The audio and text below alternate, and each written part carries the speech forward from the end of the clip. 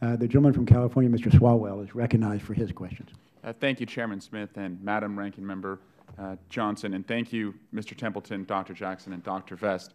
We've talked a lot about startups today, and I am a startup member of Congress, having just arrived here. And I came to Congress wanting to support the innovation agenda. And as a freshman and a new member in Congress and a new member to this committee, I am encouraged that our first hearing is on research and development. I represent California's East Bay, where people understand that to do big things, you have to take big risks. And I'm excited to be on this committee because I truly do believe in science, and I believe in what science can do. And as our ranking member mentioned, the number of innovations that have come out of the federal government's role in science is very important to me. And I wanted to talk to you a little bit about Ms. Jackson and her testimony about collaboration between government and business, and also Mr. Templeton discussed good examples of public R&D partnerships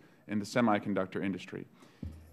In Livermore, California, we have what's called iGate, Innovation for Green Advanced Transportation Excellence. It's a regional public-private partnership designed to support small businesses and maximize the economic potential of green transportation and clean energy technologies. It's a partnership with the cities in the surrounding communities, Sandia and Lawrence Livermore National Laboratories, and also the University of California, the Berkeley and Davis campuses. And so my question is, we are just starting to see this project get off the ground. But as you can imagine, one of the biggest challenges is access to capital, to have an incubator type setting where you can have small startups, medium-sized startups come in and do the work that they need to do to create local made-in-America jobs. And so I have a couple questions. One, is there still a role for the federal government to play? Because I believe you need a federal partner if you're ever going to activate a region like that.